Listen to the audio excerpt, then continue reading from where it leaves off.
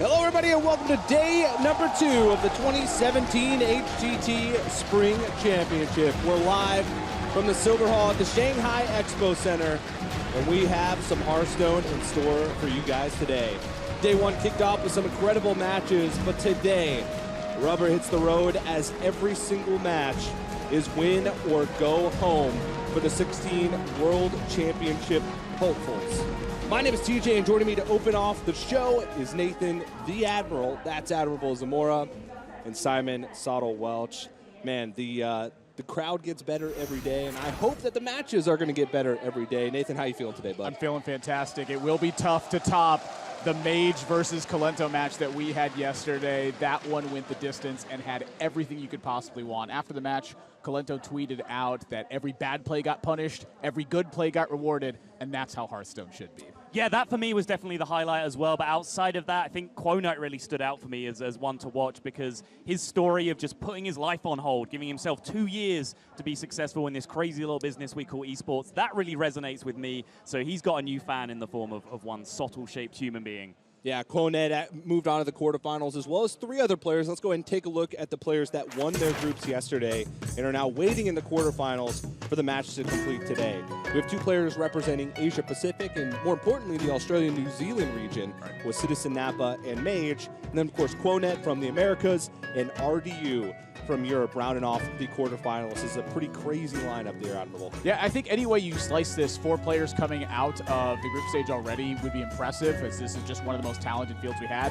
I think Citizen Napa needs to clean up his play just a little bit, a lot of minor things that we saw. But the big story, I think, coming out of this was that building your lineup for this tournament was what ended up paying off. Yeah, we saw some people just succeed almost purely on the back of that. Like, don't get me wrong, RDU played fine, but the reason he had such an easy route to where he is right now is that he just nailed the metagame of his group, brought exactly the right decks with exactly the right tech choices, paid out. He just 6-0'd fools.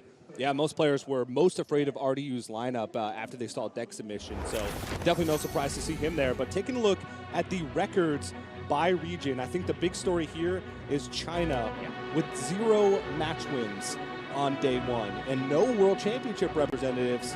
They really got to step it up today. Today is the do or die day. They'll each need to win 2 straight matches to find themselves playing on Championship Sunday, but so far it has been a very rough start. Yeah, and you could really feel it in the audience here. You know, this amazing crowd has come out to support these men that you see in front of you, support their heroes, and you saw it just fall flat as each one by one they were knocked down into the lower bracket. And then Kalento was actually the last shining hope for this live crowd, because he actually has a phenomenal amount of support in China as well. Then he was vanquished towards the end of the day by Mage in that phenomenal series we were talking about earlier. Yeah, Kalento, I mean, he probably has more fans in China than any single player from the Chinese region that's participating in this tournament. It's pretty crazy to see, but even Kalento finished off his day with a loss. He won his first match, but he'll be waiting in the decider matches in the second half of the day today. So I think there's some somber looks, some looks of anticipation on the crowd today to see how some of their favorite players are going to do. But let's go ahead and take a look at what's slated for today. We're going to start it off with the elimination matches.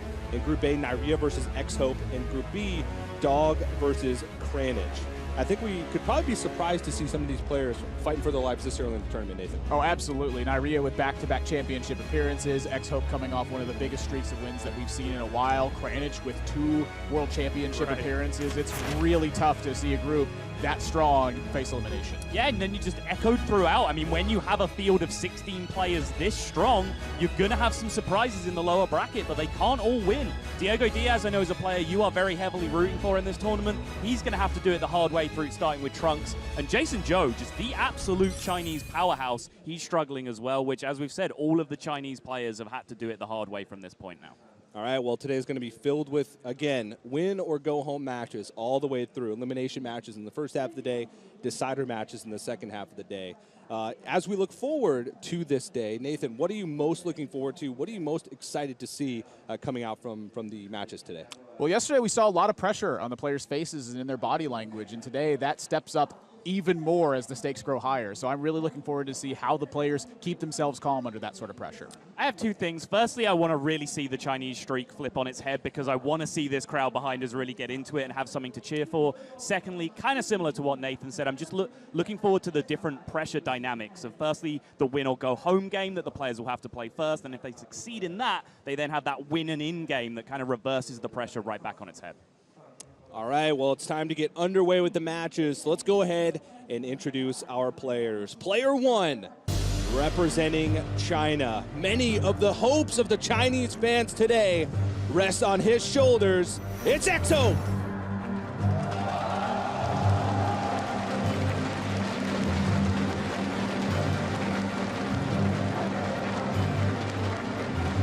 And his opponent, the Ukrainian powerhouse, at his second championship event in a row, it's Neirea.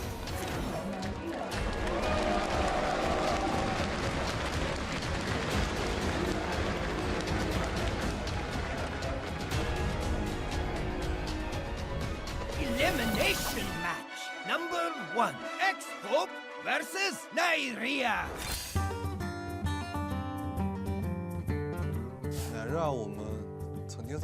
I met Neirea before at the Winter Championships.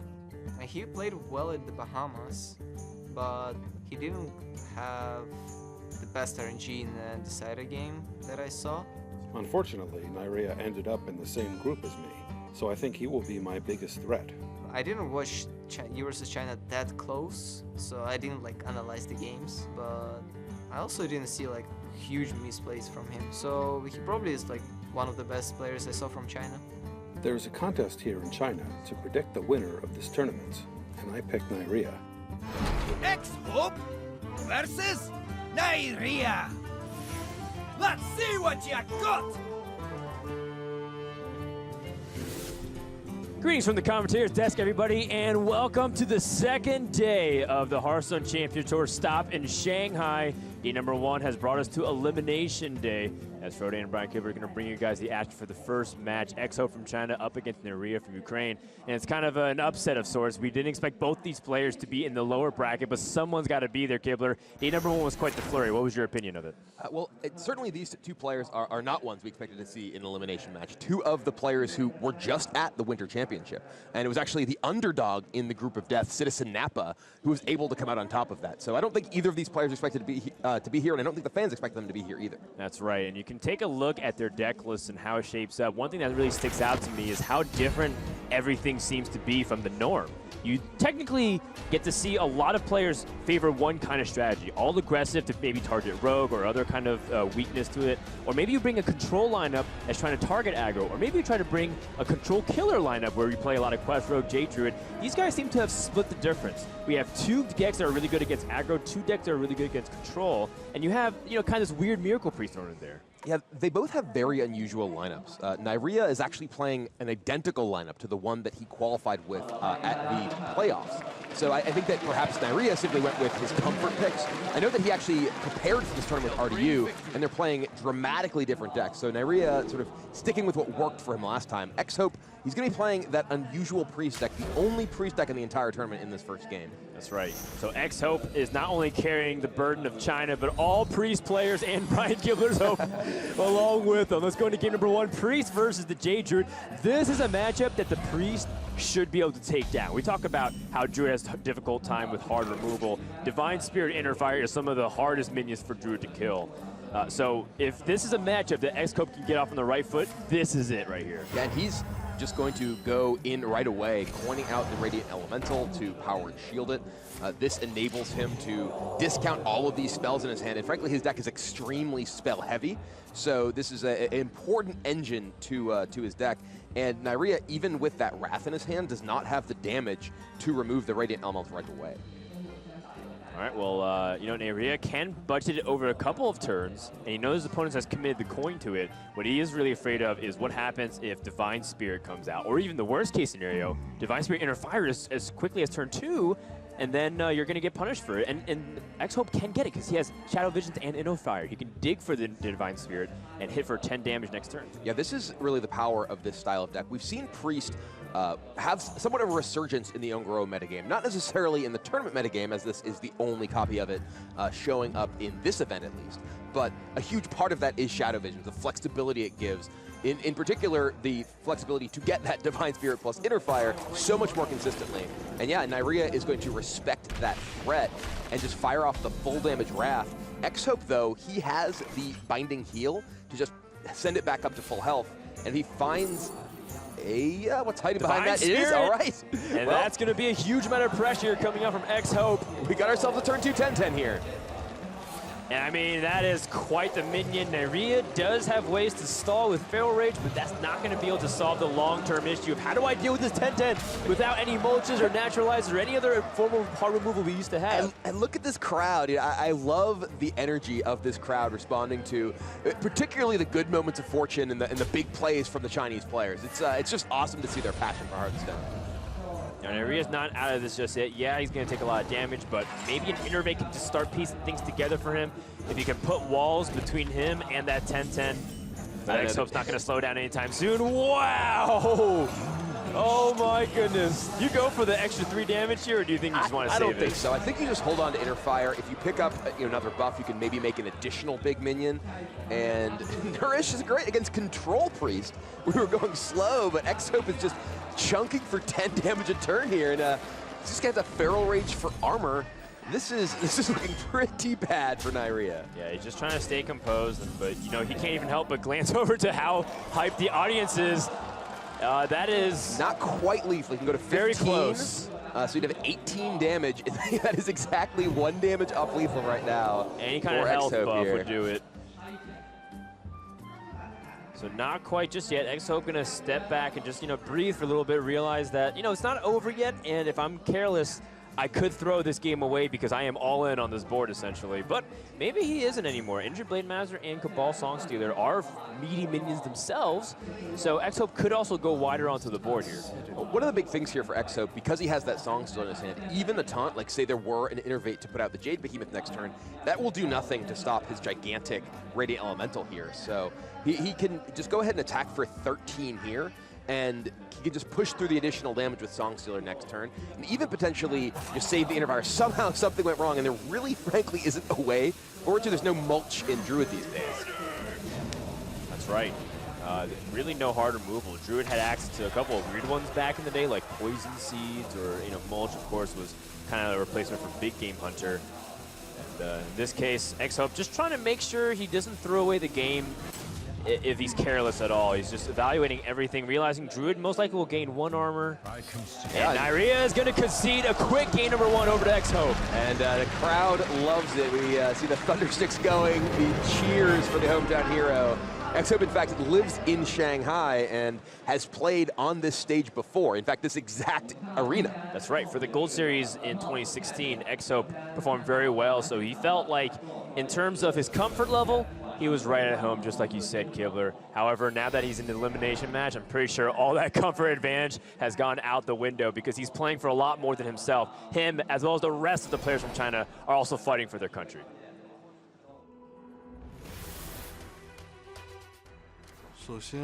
The Chinese fans are crazy passionate. We're going to be 500% more amped up than usual to play at home. Blizzard has a huge fan base in China, so when Hearthstone came out, it became incredibly popular. The tickets are sold out, so the crowd is awesome for this tournament.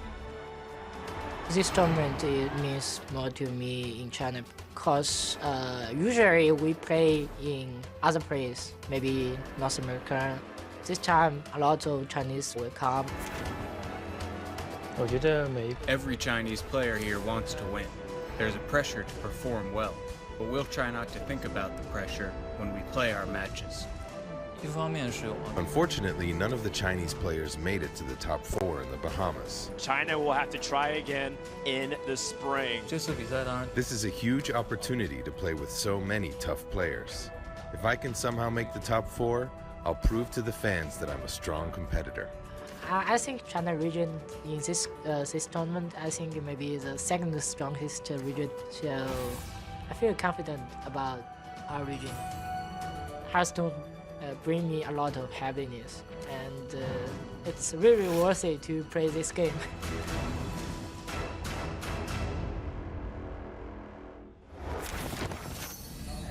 A ton of pressure, maybe self-inflicted if you look at it. These guys really take upon it themselves to prove that China is not a region to be messed with. Historically, throughout all of Hearthstone's young history, Kibler, we've seen China always try to challenge other regions, always try to pit themselves. China versus Europe, China versus Korea, China versus America, and yet they've, a lot of times, more often than not, come out on the losing end. But they always felt like they are a region that is some of the best. They always said that we're right behind Europe. We think we're the second best region in the world, and we're maybe even threatening the top spot. Not the case right now in HCT Shanghai. Yeah, and this is an opportunity for the Chinese players to make the best of home field advantage. Normally, when the Chinese players compete internationally, they have to travel very far, and they suffer from jet lag. Now it's, in fact, their opponents who are the ones who may need to fight through additional challenges. But the Chinese players are not really taking advantage of that. They're in really rough straits here. But XHope does have an edge overall in this match with a one-game lead. And we were actually talking before the match, this may be one of the most important matchups in this entire series. Right, and we kind of analyze how the bans and all the deck lists line up here. This matchup is relatively even. There are a couple of cards that swing it back and forth. We're talking about the oozes and the other techs that might disrupt weapons or any other sorts of those cards. But what really comes down to it is because this matchup is not really decisively favored for one deck or the other compared to mirror matches, it could end up swinging the series. Well, this early game is definitely in favor of Neirea, getting an uncontested Mana Worm along with Arcane Intellect to just accelerate his resources. He has a discounted Fireball from Primordial Glyph. This is a very good draw from Neirea, and XHope is kind of struggling to deal with it. Yeah, Taunt Warrior tends to win the matchup in two different ways, either pressuring the mage through just, the ability to get the Ragnaros hero power online very quickly and mage can't really handle it, or being able to outlast their damage and all their pressures. Mage has a lot of ways to get resources. We're talking about, this kind of way of either generating resources or even shutting down card draw. Shutting down card draw by polymorphing the Acolyte might actually be something Neirea thinks about because Taunt Warrior really needs to get that quest finished. And if they don't have the card draw to back it up, they're often just a really bad mid-range warrior. There's also the Kabbalist Tome here, which has to be the decision that Neirea is debating here, because the Kabbalist Tome, we mentioned, this is really a resource battle sometimes, and being able to pick up a Kabbalist Tome can get you even more burn, even more ways to interact with their taunt minions, force your minions through. And yeah, that is what Neirea picks. He's going to go ahead and take the Kabbalist Tome, and going to spend the 4 damage to ensure that XHope does not get multiple cards off the Acolyte. I like it. I think he's reading his hand. He says, I have, first of all, I have 2 Fireballs, Firelands Portal, and a Vanalic Straza. I think Kabbalist Tome might be able to get follow-up burn and be able to get the distance there. Maybe he doesn't even have to play a very board control style if he loses his minions. He can play the classic burn style or freeze mage comparison that people usually make with this deck. Yeah, and the real difference in the Taunt Warrior versus many traditional control warriors, you don't have that much armor gain in this deck. There are 2 copies of Armor Smith, which can very much accelerate XHope's armor gain if he does have whirlwind effects with a significant board, but you don't have shield blocks. You don't have any real late game stuff like Justicar Trueheart that used to be obviously something that squeezes the mage deck's burn out of reach. So in fact, in many cases, you see the Taunt Warrior players, that is a bad tome. But he does have Freezing Potion and the Frost to go with the Shatter, but he was hoping to get burn. He was hoping to get more card advantage. That was a very weak tome for Neirea. Yeah, awkward, and I think he's at 10 cards as well, so he has to use one of these cards immediately. And what seems to be the candidate is Freezing Potion. I mean, 0 mana, gain 3 health. There's worse cards out there than Hearthstone, I believe. So, maybe tossing that, and you can utilize Frost Nova and Shatter at a different time if you need to. One interesting thing about this matchup that we actually didn't comment on in the early turns is that a lot of players argue that from the warrior perspective, you should mulligan your quest because it's so important to be able to answer the opposing early minions. I'm very familiar with this debate. And XHope chose to keep the quest, and he did struggle to deal with the Mana Worm, at least initially, because he did not have a Fiery War Axe, which is so powerful in those those stages of the game. You'd be surprised. That debate is actually still going on to this day of whether or not you mulligan the quest against this specific mage deck. Ooh. And a lot of people wonder, like, well, how do you win? The idea is to really drain the amount of resources like we talked about. Yeah, and resources are not something Neirea is lacking, though. Picks up Medivh, which is a very powerful card in this matchup. Huge. That's going to be what really sets up the mage to win. If they can't do it through Alexstrasza and Burn, they can just go through minion pressure. Firelance Portal summons a 7-mana and 5-mana minion, which that alone might win you the game on top of Medivh's body. Yeah, and XHope doesn't really have the greatest hand in terms of being able to deal with all of that. He does have a Brawl, and he does have a Curator to get more resources, though. Right. Neirea's coming up on a couple of important pivotal turns here. How does he utilize his resources? He's got 3 fireballs, but there's an armor smith on the board. So if you kind of leave it up to your opponent to control the board for a bit, these fireballs are not going to be as useful because the armor smith makes up that difference. If you use Firelance Portal, your Medivh is also weaker, and your Firelance Portal does help you fight back on the board immediately. So right now he's weighing both those options in this spot here. He does have a hard removal in the form of Frost Nova plus Shatter that he can save for an individual big threat, but he wants to be in the position where he's dictating the pace of this game. He wants to be trying to present the threats rather than reacting to what XHope is doing. And what sets up best for the Medivh on the following turn here? I mean, if his goal is just to open up Medivh, he could play Frost Nova Shatter plus his 2-cost Fireball and just clear the board. Right. That does use some pretty powerful resources, like that Fireball. Yeah. I think... Doom Guard comes off the Firelance Portal. That's massive. It's about the best result you can get. Yeah, it's a very beefy minion, and it has charge immediately deal damage there. And we see kind of a pained look on XHope's face here because he's not happy to see that. Oh, wait, hold on. He pulls out Alexstrasza. That could be a huge turning point of this game if he's able to shut down Neirea's burn opportunity. Neirea not happy to see that, but at least he still has Medivh. The crowd, though, they love to see that. XHope fans out there. And XHope, he said that even in tough positions, he has his hat, and he also has trust in his deck. He's got a lot of confidence because he says he just plays the decks that he plays, that he's played a lot, and has a lot of experience in. Go ahead and listen to what he had to say specifically about that. I'm confident in the decks that I have brought to this tournament. If I had a second chance, I would not change them, except for maybe a small change in my priest deck. Well, not really an issue. His priest is already out of the way, and that's a great start for the series, but there's a lot more work to be done. Plays the Stone Old Defender. No cheap options here. That's usually what you're looking for if you're trying to win the board very fast and swing the game. Considering that, the downside of the Dirty Rat is you have to deal with an 8/8 in play. Yeah, and now Neirea is actually going to get pretty strong value off of this Flame Strike in his hand, which is a pretty poor card in the matchup overall, but he's effectively gaining 8 damage off of it because the Alexstrasza gets to connect to the face. And now XHope needs to deal with his Alexstrasza. I think XHope's original plan was perhaps to do Dirty Rat and then Brawl, but felt like, okay, maybe I can set up a reasonable board to protect me. Neirea only has the single copy of Flame Strike in his deck, but it was in his hand, and now XHope is once again in a tough spot. Oh man, how do you deal with this now? Because with that Doomguard continuing to survive, it's been a lot of pressure onto the board, and we kind of talked about Medivh and how it summons a lot of minions for tempo. One of the things we didn't acknowledge is what happens if Alexstrasza just gets you the difference anyways. Alexstrasza hitting twice is kind of like using its battle cry effect anyways, and XHope still doesn't have a clear-cut way to kill it outside of Brawl right now, and that's not even guaranteed. Yeah, the Brawl here for XHope is pretty awkward. He could throw in a Ravaging Ghoul to give himself at least a marginally better chance of having a good outcome from the Brawl. Oh, man. I mean, I think that we might see him go for that because it's just, right now, this is such a bad spot. If either one of these connects, it's putting him in really dangerous position. Oh, he's running down to the wire here. The rope is burning. Go for it? No, he pivots at the last second.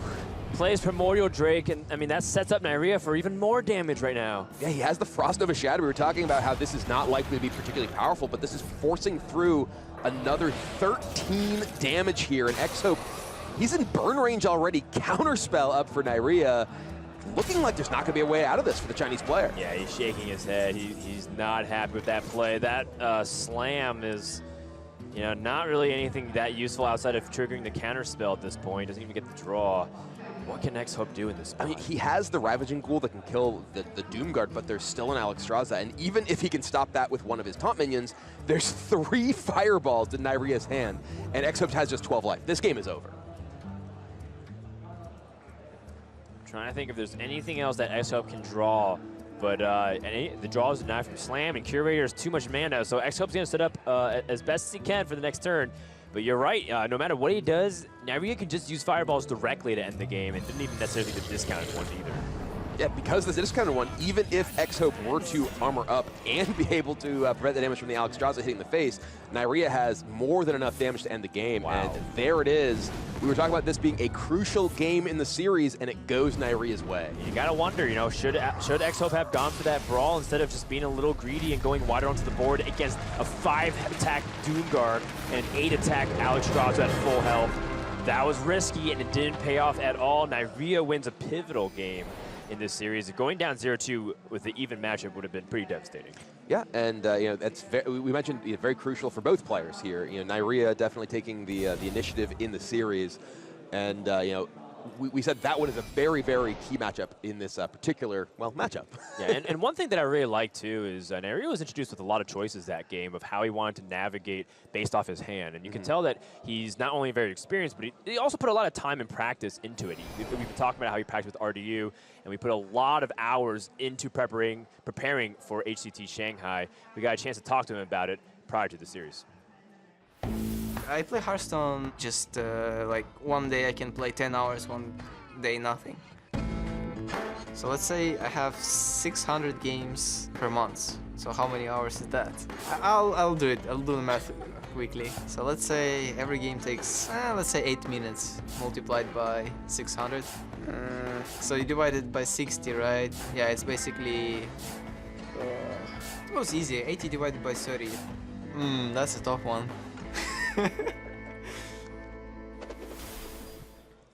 Yeah, it's about 80. It's about 80 hours if you do the math according to him of how much he plays per month on average. And of course, it spikes prior to big events like Shanghai. Well, you know, compared it to some of the other events, Neirea has been going week to week to so many tournaments. He's talking about Star Ladder. You're talking about the playoffs, and now going into Shanghai. The guy is a Hearthstone machine. And it's important to pace yourself. He's saying that he feels like he has a new look on this year specifically. Yeah, we actually, when we talked to him at the Winter Championship, he mentioned that he was actually playing less long days of Hearthstone than he had in the past, and he felt like his more relaxed attitude actually had a lot to do with his improved results. And interestingly, I think that in this tournament, he's bringing a lineup that he's just very familiar with. We mentioned earlier that this is a lineup that is identical to what he played at the playoffs. So definitely has a lot of experience navigating all of these decks. That's right. Neirea was grinding very heavily back in 2014 and 2015. He played ladder nonstop, would always kind of hold top 10 on both servers for Europe and North America. And was kind of one of those guys that put a ton of stock into results and performance, and almost felt like you were owed something because of how much time you invested into it. And it felt like that stressed him out too much. So what Neirea ended up doing, saying, I put so much time into this game, I kind of understand a lot of how it works. I'm going to still play, you know, a good amount to make sure I get enough points, but I'm no longer stressing about it as much as I used to, and it's done wonders for his psyche. I think he may be stressing a little bit in this game. Has a pretty expensive hand without a ton of cheap removal, which is often what you're looking for against the Evolved Shaman deck. Yeah, Evolved Shaman against Druid has typically been favored for Shaman. In general, actually, Shaman's always had the edge over Druid when it's been a little bit faster against a slower deck, primarily because they can leverage things like Flame Totem, dating back to even the aggressive Shaman days. XHope gets a pretty important totem here. Cheers for Healing Stream. Yeah. At the moment, this isn't huge, but it does mean that even a swipe for Neirea, if he picks it up, won't clear off most of the board. The Hungry Crab tech for Neirea. So actually, he also played Hungry Crab in his Jade Druid deck at the playoffs. He has the Curator to fetch it with.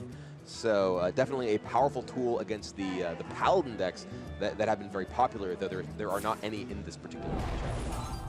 Yeah, and one of the more interesting things too is about the split of the metagame differences. Well, one of the decks that seems to be a huge powerhouse in the Western scene is just the mid-range Murloc Paladins, and how much people fear that.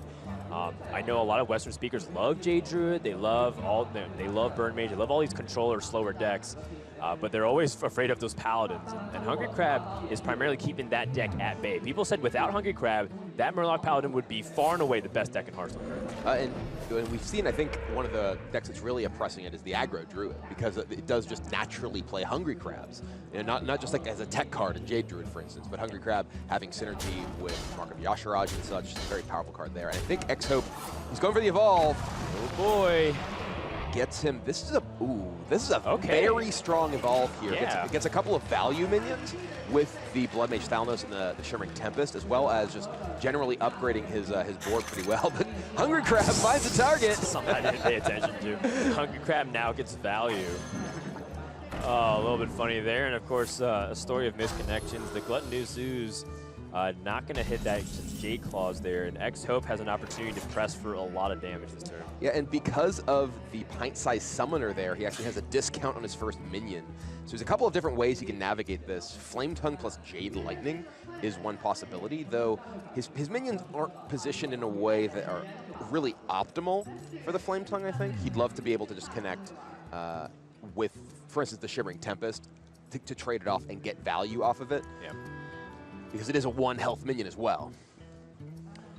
I guess I wouldn't be too upset with losing the pint-sized summoner. Your hand's not really minion dependent as well, so I think that's also a candidate for potential trade-off. But like you said, you know, the Shimmering Tempest is also very frail to a swipe or a Wrath, even though one Wrath XHope could even just double trade the left side of his board and then play Firefly to replace that side of the Flame Tongue. So he plays the Flame Tongue between Pint-Sized Summoner and the Swamp Ooze, or I guess between the two power minions anyway, doesn't really matter. He's going to go for a Devolve.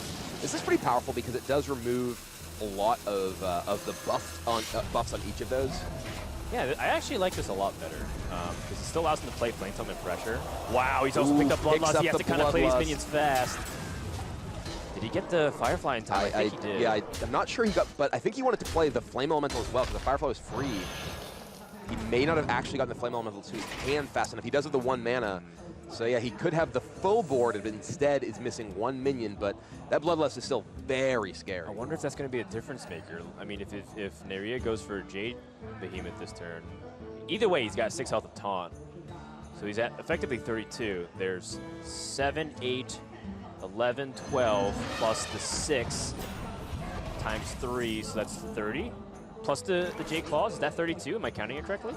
There's the 18 from Bloodlust itself. He's certainly going to Bloodlust this turn. We'll certainly see that. 6, 12. It looks like it's 32. As long as the math checks out, he should have enough damage to push past his taunt. Bloodlust for the exact damage.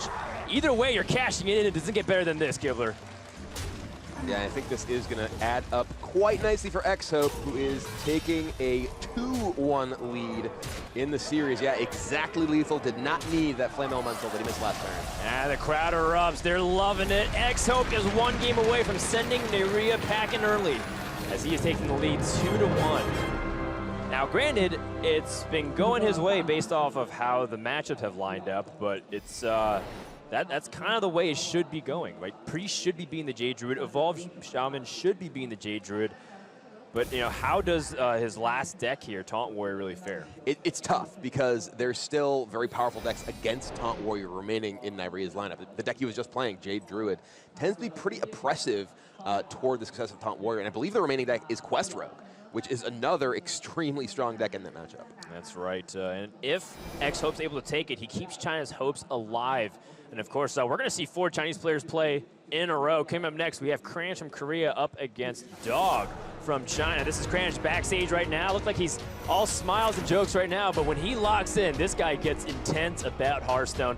A 2-time World Championship finalist representing Asia Pacific once again in the spring season of 2017.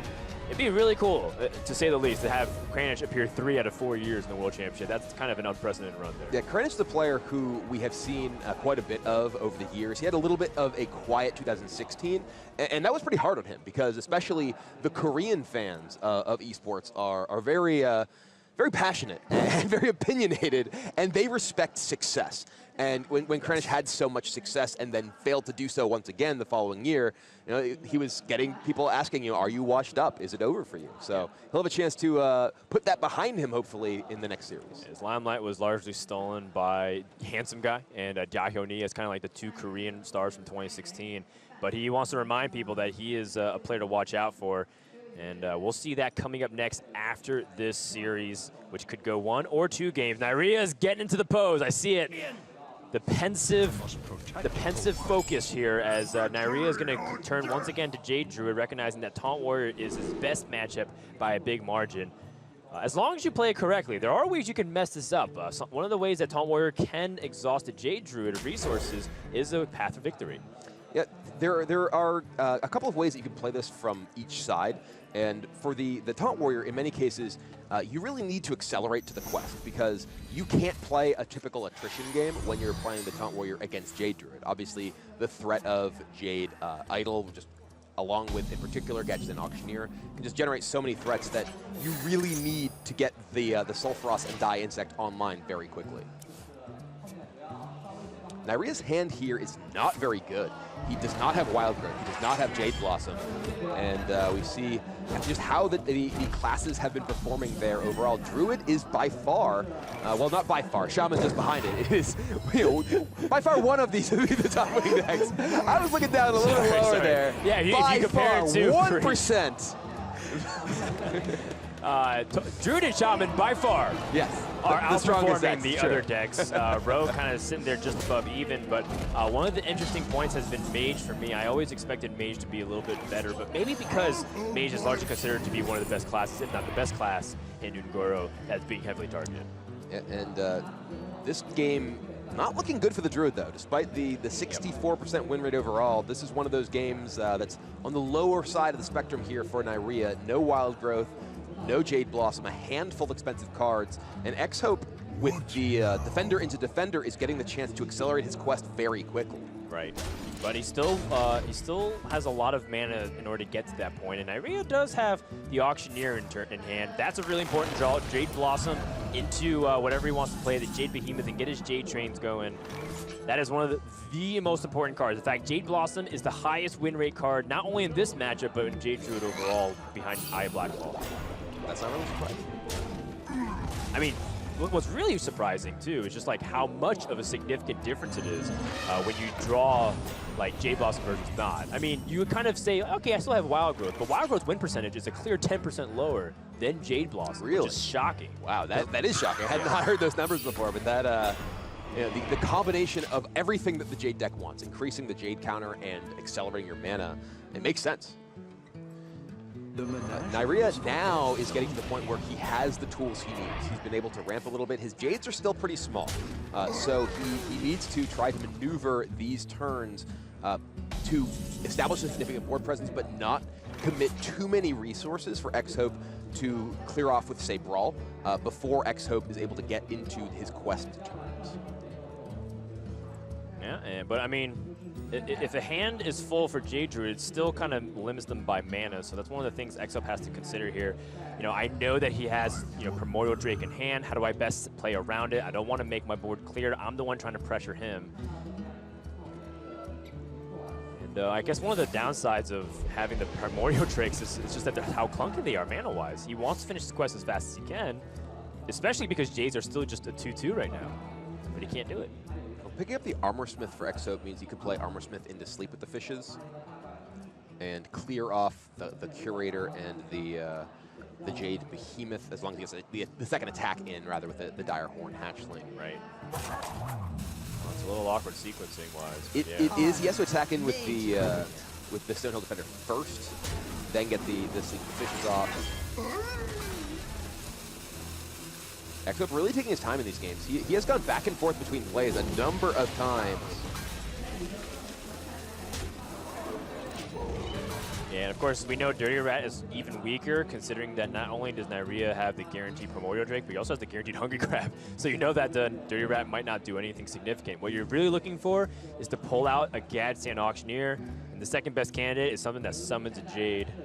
Aya Blackpaw, a huge card in this matchup because it does everything you want. It puts pressure, it ramps up your Jades twice over, and you know, Warrior can't deal with it efficiently a lot of times if they don't have a big board because it plays around Brawl too. Yeah, the fact that it protects you from Brawl is truly huge in this matchup because you generally need to create a board as Jade Druid, but don't want to invest too many resources. And if you do get Brawl, it's like, okay, I have to start over. But if you have Aya, you don't have to start over at all. In many cases, you'll be leaving a gigantic Jade here.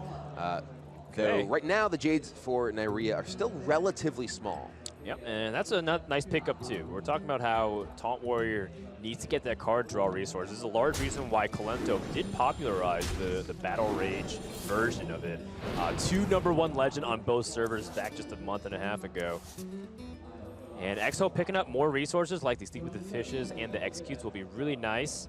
But again, he's kind of has to weigh, what's the timing for this Dirty Rat? If I Dirty Rat and pull out the Auctioneer, I can't even necessarily deal with it immediately because I don't have the ability to execute it. Yeah, and Ravaging will just kill his own minions right now, and he potentially love to save them to combine with Sleep with the Fishes. He actually doesn't really have any particularly clean plays this turn that line up very well against what Neirea has on the board. Now, maybe the opposite of what we're talking about may help him. Because he knows Hunger Crab and Primordial Drake is in the hand, he has a higher chance of pulling those minions than an Auctioneer. It's true. And there's also just the very important consideration for XHope that he needs to actually get his, wow, I'm really surprised to see this. He really needs to get his quest going online. He actually missed his armor up. Oh boy, oh boy. Wow, XHope clearly under a lot of pressure in front of this hometown crowd. And it's dead silent here after witnessing what is pretty much just an objective misplay. You really need to get that armor up count because you never know if that pressure from Druid is just a little bit too much. This is also really rough because this is his only cheap activator for his Execute or for his Sleep with the Fishes. He has the Primordial Drakes, but those are difficult to weave into in a turn alongside those. And now Neirea, after a pretty poor start, is taking pretty solid control over this board. Yeah, and a lot has to do with his ability to hit card draw and his ramp at the same time. Jade Druid really needs to budget out their resources as well, which is why I really like that Neirea used his Feral Rage for armor, because he recognizes he has Gas and Auctioneer and Nourish. Very unlikely that he's going to be able to find a way to squeeze in Feral Rage very mana efficiently, even for removal purposes. All right, well, XHope does have the Primordial Drake and is able to clear off Aya and the smaller Jade. Yep. And one thing that is going for XHope is he still has double Dirty Rat and Brawl coming up on next turn. So if Neirea doesn't commit to an Auctioneer turn right now, which is looking like he can or can't, depends on what he feels like, because he does have Nurse as an alternative. XHope does have that play, but Neirea senses that this is the opportunity to go for it. Sending Jade Idol to the deck, and the Wrath, he can even cycle the Wrath here if he wants to trade both of his minions. I like it, I like it. You really want to increase your chance of hitting another Jade Idol this turn. Oh, and yeah, we saw come up the top of the deck, so Jade Idol going to keep ramping Neirea's Jades, and so it's card draw with the Auctioneer. Now Neirea has really hit a very critical point. His Jades are out of range of the Primordial Drake plus Sleep with the Fishes. They're now 6/6. Right. So if you get to the late stage of the game and Primordial Drake plus Sleep with the Fishes clears your board, that's very weak. But now XHope's board clearers really are only brawls. Yeah. Although XHope can now finish the quest and go for the Dirty Rat Brawls. Pulls out Gluttonous Ooze, so at least his Sulfuras will be untouched by that effect.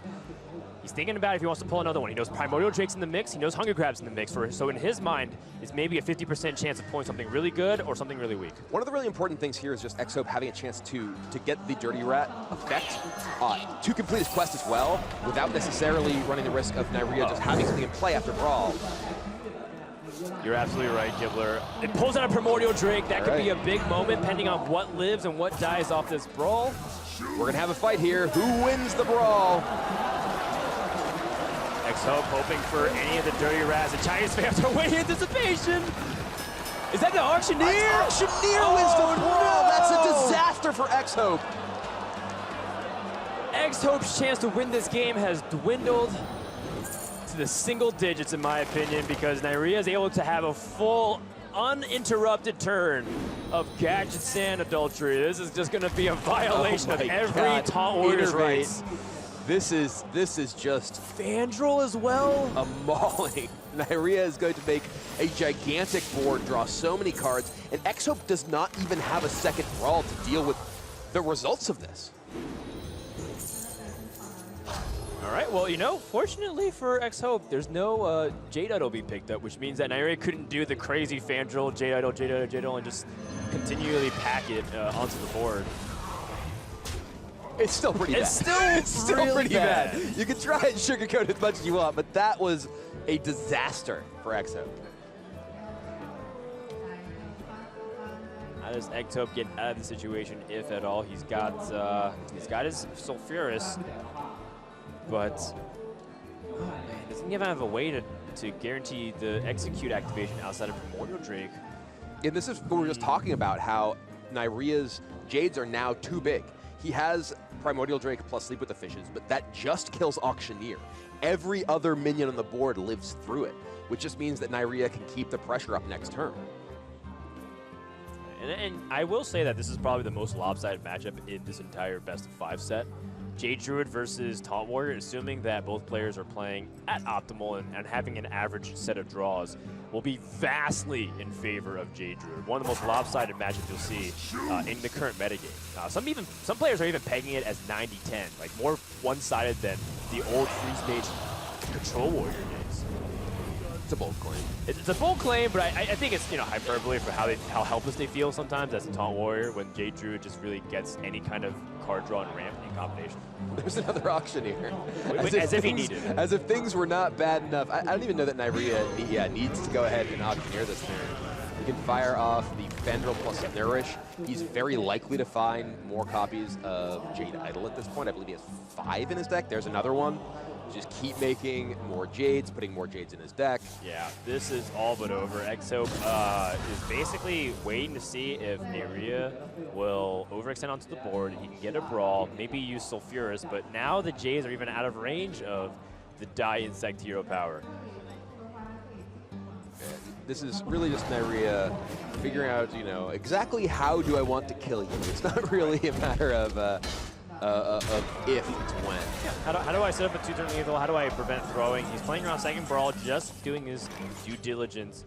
And XHope is pretty much just dead. He can go ahead and stall for a little bit longer in case he wants to show more cards to his opponent there, or maybe rack up some experience points on his warrior class. I mean, these are tournament accounts, so they actually aren't particularly high level. That's right. It's why you see, you know, minion with stealth cannot taunt when it pops up for the first time in the tournament. That's right. That's right.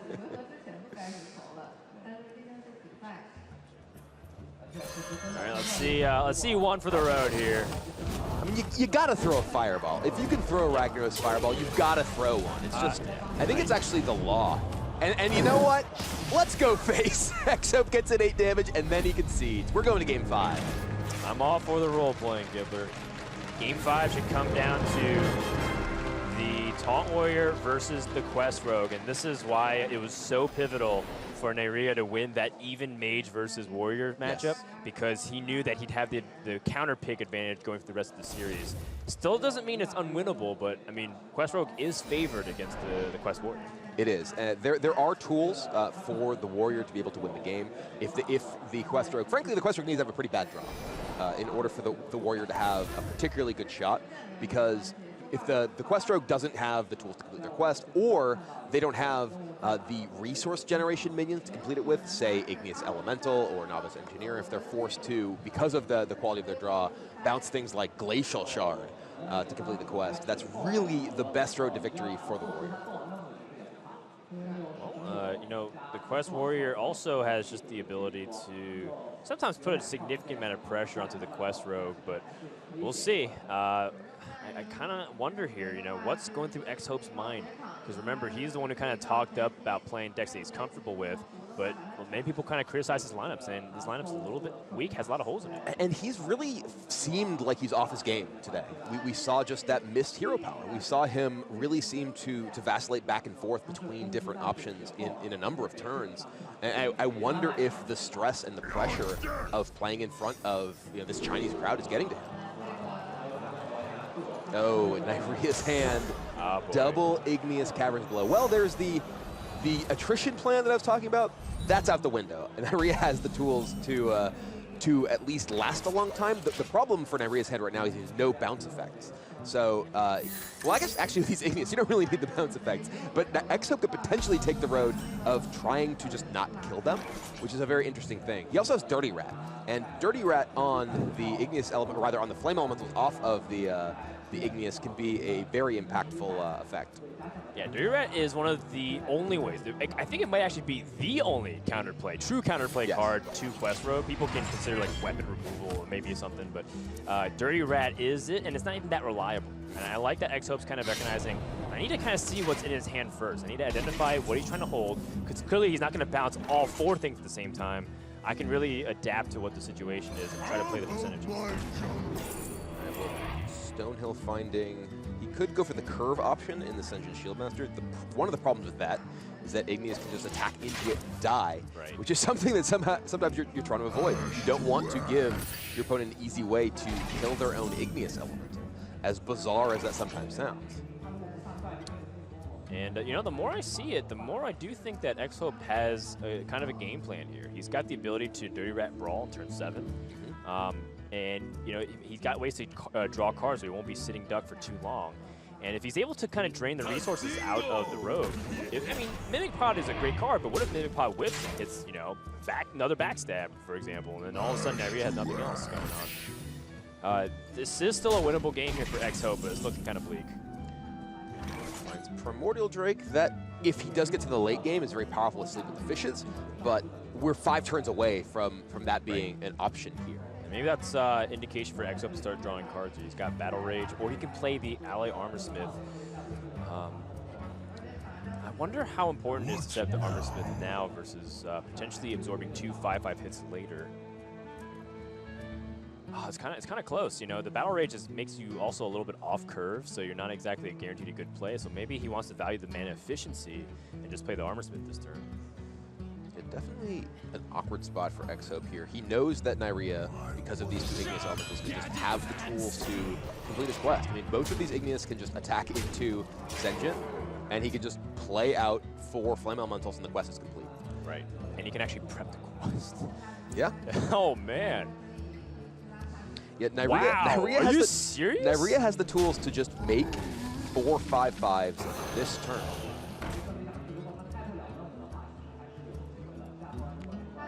XHope clutching to his hat for consideration, asking him, what do I do? You don't really do much in this position. You just hope that he can't find a way to finish his quest. And Neirea's got all the tools, all the answers. Let's make sure he coins and preps in the right order. Dude, how crazy would that be? What an epic misplay that would be. There it is, coin plus prep. I think Pavel owns the record of like the worst misplay in the high stakes tournament. Neirea would take the cake with that one with the prep coin. The arena is silent right now as XHope could be staring at his last game of the tournament and would be the first Chinese player to fall here. And now, you know, we mentioned that one of the roads to victory for the Warrior can be exhausting the resources of the rogue. And here, XHope has Brawl. He could use it. There's still Swashbuckler plus Brewmaster remaining in Neirea's hand, along with a Mimic Pod. The patches that comes out. Yeah, so there's just a lot of tools that he has, and XHope, I think, recognizes that he needs to... Cornered said you're not so good against the quest. Summon 3 5/5s for your opponent. A little awkward. Yeah, XHope is just going to hide behind these taunt minions here, trying to accelerate to his quest and hopefully make Neirea commit a little bit more here. Well, that's one of the things too. XHope, you know, mulliganed his quest away, so he doesn't have the counter going. True, yeah. So he's only trying to win through the fatigue. I literally only just noticed. Oh my god! Yeah, that's not what you want to see if you're a Chinese fan. Neirea picks up double Novice Engineer. That should be plenty of gas along with the Swashbuckler. Oh man, I mean, this is looking bleaker and bleaker by the turn. Neirea's even feeling comfortable, kind of sitting back, you know, massaging himself. Yeah, he's moved away from the tunnel vision, hands-on head pose to the, all right, let's do this pose. Is that a smile on Neirea's face? I think that's a smile. No, it's gone. If it only were for just a moment, Neirea experienced happiness, maybe relief. And on the other side, anguish, despair. What does XHope really do in this situation? He wants to hold on to his Brawl. He knows his opponent's also holding on to a Flame Elemental. You know, the Dirty Rat landing on a Pirate on the Swashbuckler will actually be pretty nice, so that way he can force the maybe patch to be drawn in the next couple of turns. But XHope's going to try to hold on to it as long as he can here. Here's another question. You know, how does XHope even get card draw off Battle Rage now that he didn't cash it in a few turns ago? Yeah, this is really looking very grim for XHope here. Yep. He's trying to play a resource battle against a deck that just reloads constantly, has ways to draw extra cards off of its minions, ways to bounce those minions to draw extra cards. Yeah, and even if he did keep the quest, let's assume that the far left card like Dirty Rat or something was gone. He'd still also be far away from the quest. He would only have 4 out of 7, which he doesn't have a guarantee of getting there. Charge is a really interesting draw. He can actually play another minion and charge it into the Ali Armorsmith here. Yeah, I guess it's kind of neat. It's kind of neat. He can punch through a top that way. I think he's actually worried about overextending at this point. Yes. And also, I think Neirea is considering a way to potentially draw into a kill, even if XHope clears his board. Yes, and here Neirea is in such a comfortable position that he's just sitting back and not overextending into anything. He recognizes that XHope doesn't have a clock on him, and he can just take things slowly. XHope picks up ways to draw cards, but he's staring at 21 damage, knows that patch is in the hand. I think, interestingly enough, what now? XHope would not die if he went for a very greedy play here of drawing cards. Or even I think he should be okay. And maybe he's tempted to maybe Dirty Rat Brawl because he knows that patch has just got Shadow Step, so he's trying to maybe disrupt a plan to kill his opponent. The problem is that even if he Dirty Rat Brawl, he wouldn't have the insurance of the Primordial Drake and the Sleep of the Fishes if he drew it next turn, which is why it's important for him to draw as well. Oh, man, this is one of those tough situations. Again, you're limited by the card draw resource. And when I was watching Kalento play this deck a lot and piloting it on a stream, he was just talking about how, or he wasn't really talking much. I was gonna say, Kalento doesn't talk that much. But he was kind of demonstrating just how important it is to line up your Battle Rage draw. There's a reason why it's a 1-of, because when you time it correctly, it is one of the most fundamentally important cards in your deck, along with Acolyte of Pain. Yeah, the resource battle is very real here, and Neirea is very much ahead. Yeah, and XHope played, for the tempo in a matchup where he threw away his quest. Where usually the way you win through tempo in this matchup is through the weapon and hero power. I actually, until you had mentioned it, I just hadn't even noticed that he'd mulliganed the quest because the idea that you would mulligan the quest was so foreign to me. I don't hate mulliganing the quest, but he's not playing the resource for it. Look at this charge! Appropriately, it's a pirate getting charged. Yeah, and appropriately, he's gonna die in the next turn or two. Neirea going for a prep advantage to summon everything back. So the resource plan is out the window because Neirea's got ways to generate so many cards here.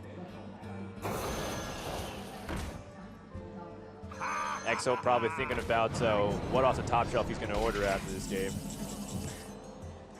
Whirlwind, that's really not enough. He can try and pick up some cards here. Finally, he's actually below his starting life total, so he could Battle Rage for a card at this point, just off his life. But yeah, it's really not going to be nearly enough. Neirea with 7 cards in hand, and 3 of them generate additional cards. Yeah, and the more important thing is, XHope's kind of counting how much damage he knows Neirea has, and he knows the Brewmaster in the patches return, so he's counting 25, 26.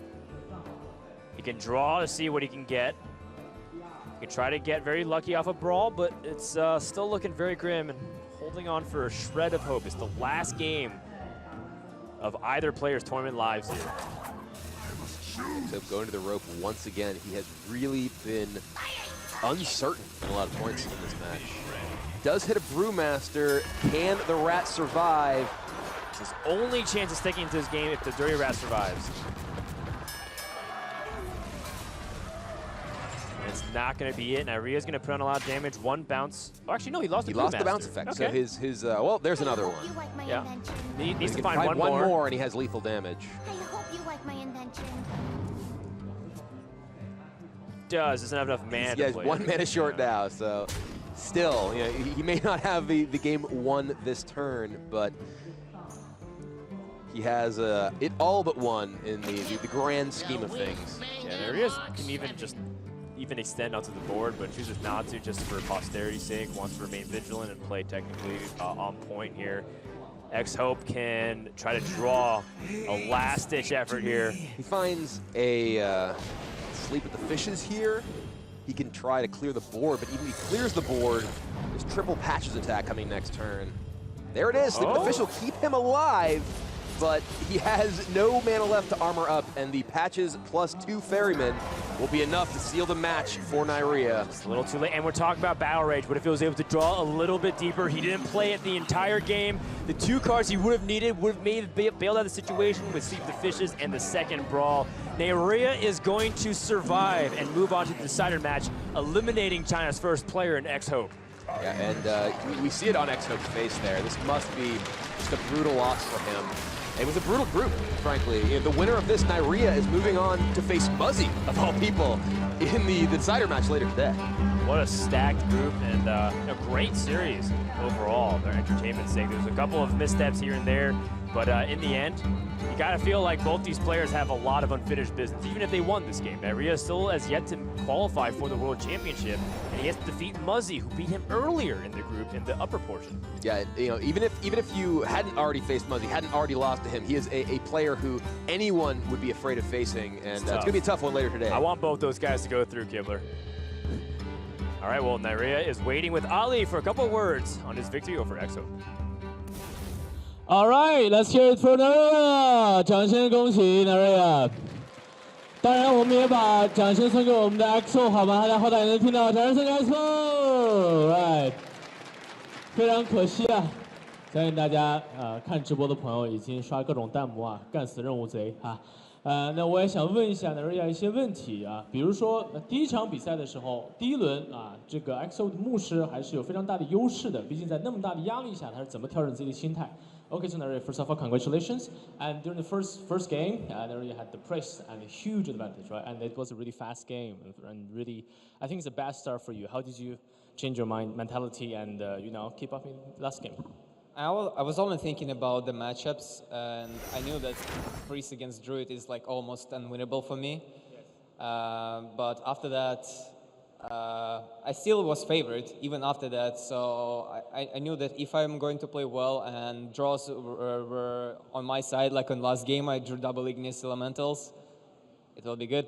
All right. 好 ，Neirea 说他即使知道第一场比赛输了也没有太紧张，因为他一直在思考后面的对阵形势，因为他知道德鲁伊对牧师的话优势不是特别大，那他在想后面如果牌抽的比较顺的话，还是可以赢，所以还是非常淡定的。OK， 好 ，Neirea 呢下一场比赛他即将对阵 Muzzy， 他其实昨天跟 Muzzy 打过一场，而且输了啊，再一次面对 Muzzy 他会有什么感受呢 ？So you're going to go up against Muzzy for the next set of games, with all those histories. How are you feeling now? What's your preparation for that?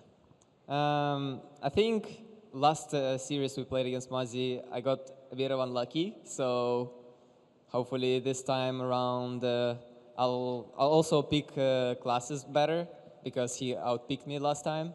So I think it will be better than previous one for sure for me. 好 ，Neirea 还是比较自信啊，虽然输了，但他还是觉得之后不管是从自己的卡组还是战略层面上来讲，对 Muzzy 他还是有优势的啊，非常自信的一位选手。当然说到自信的话，毕竟是在主场战胜了主场选手，咱们人气特别高的XHope， 咱们的帽子男神啊。那他自己在主场面对主场的选手是怎么调整心态的？我很好奇。So to beat one of our home favorite player here in China with like so many audience, do you have anything to say to XHope and also to the Chinese audience? Because I know they love you too. Thanks for the cheering for players like from Europe. We like your support really much. All right. Do you like the Ferrari? All right, OK， 好，那么来，那我们 Neirea 呢，在国内也是有一些粉丝的啊，那他也非常感谢大家的支持哈，所以我们再把最热烈的掌声送给大家好吗？祝大家后面好运 ，All right， Thank you very much, Neirea. Thank you. All the best. All right, well. well, Neirea is feeling pretty good, but he can't rest just yet on his laurels as he does have to face Muzzy in the Decider group, which is going to be happening later today. We have the rest of the Decider matches that's going to be happening after the Elimination matches, which coming up next, we have Kranich from Korea going up against Dog from China. Gibbler, China is 0-5 now. Can it stop? They need to push it the other way. If they go 0-8, that would be devastating for their country's morale. It would be brutal. But I have to imagine that a lot of the players, getting the energy. We just see how passionate this crowd is, and they got to feed off of it rather than crumble in front of it. Yeah, they were super loud when things were going really well for XHope, but we're just beginning. Day number 2, more fun is coming up with our second elimination match.